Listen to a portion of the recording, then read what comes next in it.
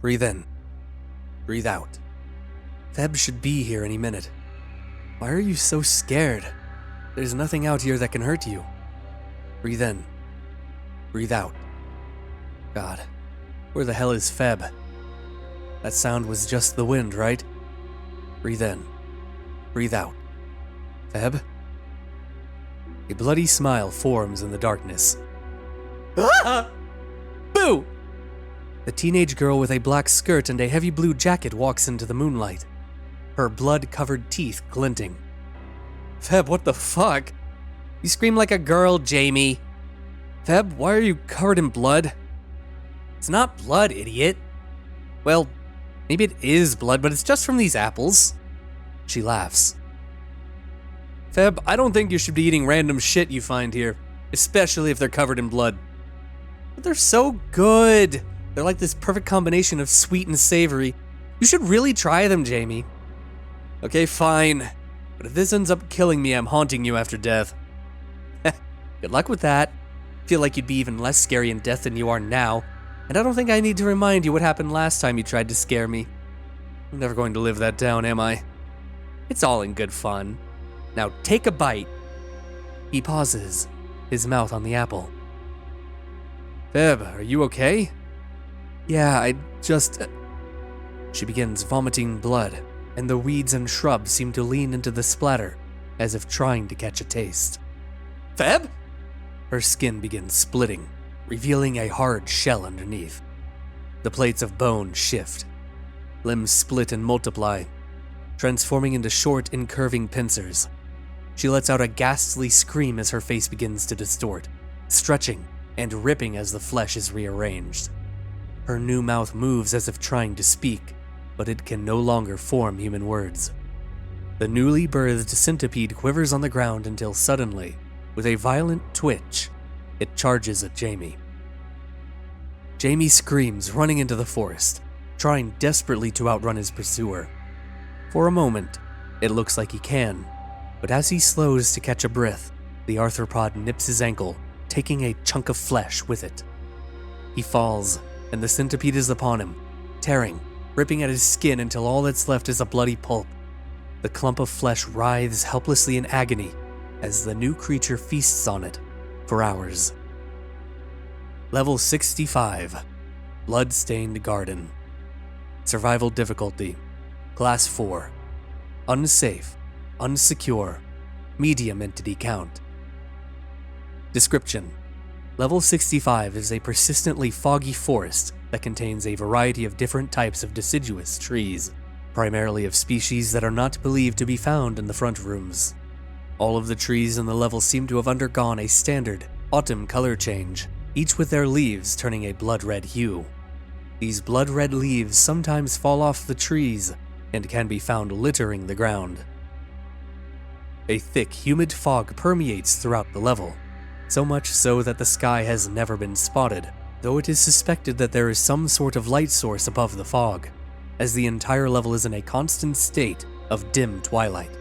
The level has no other weather, aside from cool winds, which blow intermittently, keeping the level constantly at relatively chilly temperatures. The trees in the level seem to be partially carnivorous, subsisting partially off the bodies of wanderers who get lost or die there, with bodies being absorbed into the ground mere hours after death. In addition to the trees, there is some fauna consisting mostly of oversized bugs, most notable giant centipedes that have been seen growing to over 6 feet, 2 meters long. Notable flora and fauna. Blood apple trees. The blood apple trees appear in clumps of evenly spaced rows, each about 15 feet, 5 meters, apart from one another. They bear fruit that looks similar to that of a standard front room's apple tree, but is around 1.5 to 2 times larger and takes on a blood-red hue, hence the name.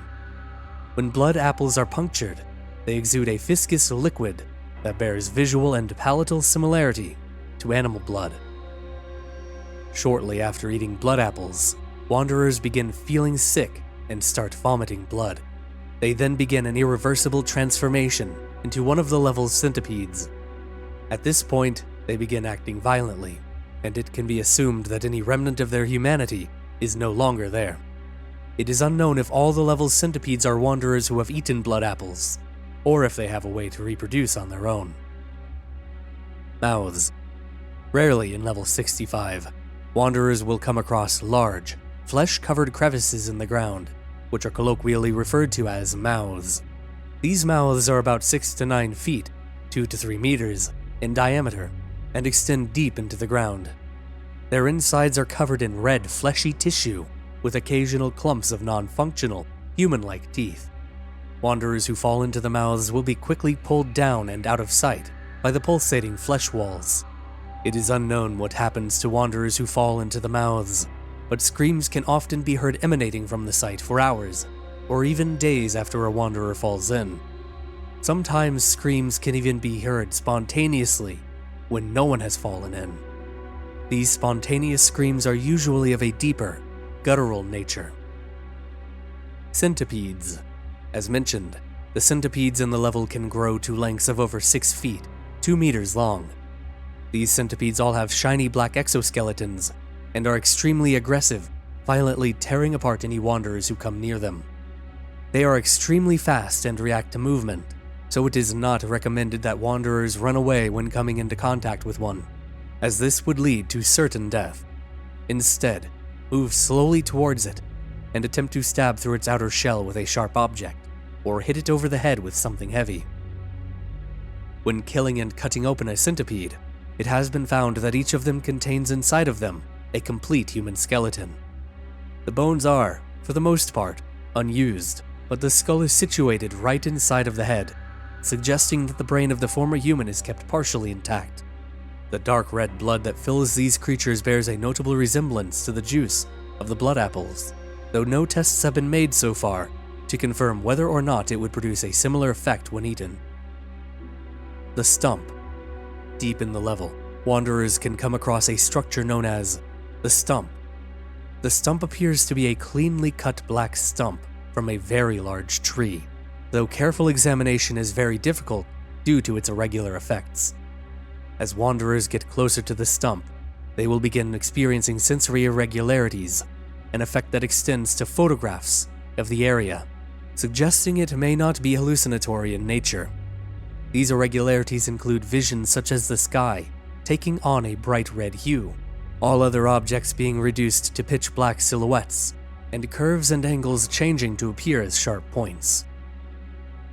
At this point, wanderers will have reported finding it increasingly difficult to think straight, and begin perceiving time as moving more slowly than it actually is, as well as perceiving themselves to be separate from their body. Wanderers who touch the stump itself will experience severe burns all over the area of skin that touches it. Skin burned this way does not heal. The stump is believed to be sentient due to the fact that wanderers who come close to it have reported hearing a deep, androgynous, which sounds like it's echoing inside of their heads. Despite the quality of the voice, it can also be heard on recordings. The voice will often address the wanderers directly, but is mostly incoherent. Entrances and exits. Level 65 can be entered through wooden gates found in a number of forest-based levels. These entrances stay constant and can also be used as exits, though not all levels that can be entered from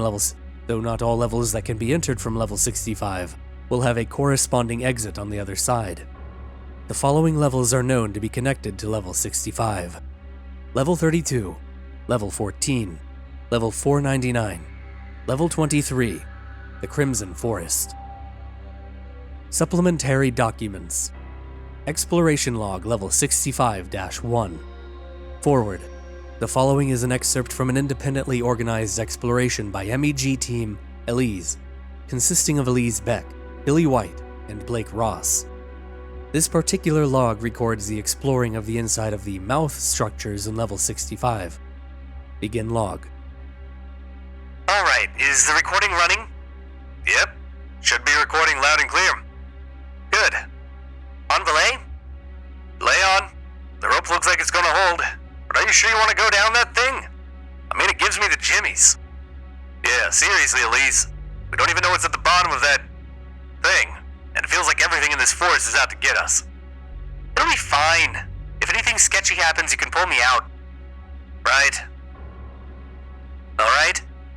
Be ascent into the mouth structure, entering the hole in the bottom of the throat, turning on the flashlight. Fuck. Stop lowering me! Everything good? Let me just describe this. There's a huge pit underneath the mouth hole, and it's full of centipedes just crawling over each other. Hundreds of them. There's eyes in the wall just watching me. Pull me up. Pull me up now! End log. Exploration log level 65-2. Forward. The following is an excerpt from an independently organized exploration by MEG Team Elise, consisting of Elise Beck, Billy White, and Blake Ross. This particular log records the exploring of the area nearer to the stump structure in level 65. Begin log. Testing 1, 2. We good? Yep, all set. Alright, cool. I started this recording because we're starting to experience the visual irregularities was the word they used in the database entry, I think. Which means we're getting closer to the stump. Yep. One thing that I felt was kind of lacking in the entry was that they talked about the stump talking to people, but they didn't really expand on what it said. So, hopefully we can expand on that a little bit. Around 20 minutes of little conversation. And the heaves dipped down to touch the world, stopping as it bent and twisted, writhing in one giant mass of reality. I can hear it. Shh. And then to the holy spot arrived 3 visitors. Greetings, visitors. Be not afraid to speak in my presence. Hello? Who are you? I am all that's left. Once the creator and destroyer of life, now left derelict. Cut from my former glory, now with a domain, barely alive. What?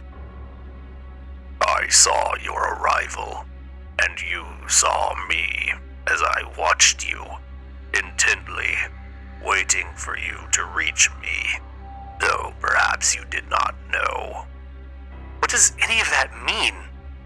There was once a tree, great and tall, the gallows tree of the gods. It was responsible for life, and for death. Then the gods made their greatest mistake. They created beings that could rebel.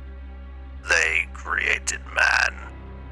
And man was sick of death, so it ripped off a branch and fashioned it into a sharp axe.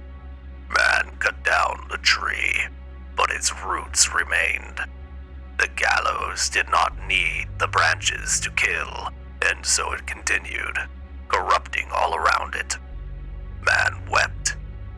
So you're the tree in the story? No, I'm the woodcutter. Connection lost.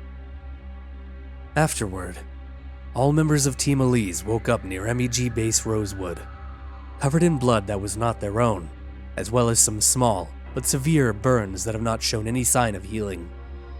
They reportedly have no memory of what happened after they arrived at the stump.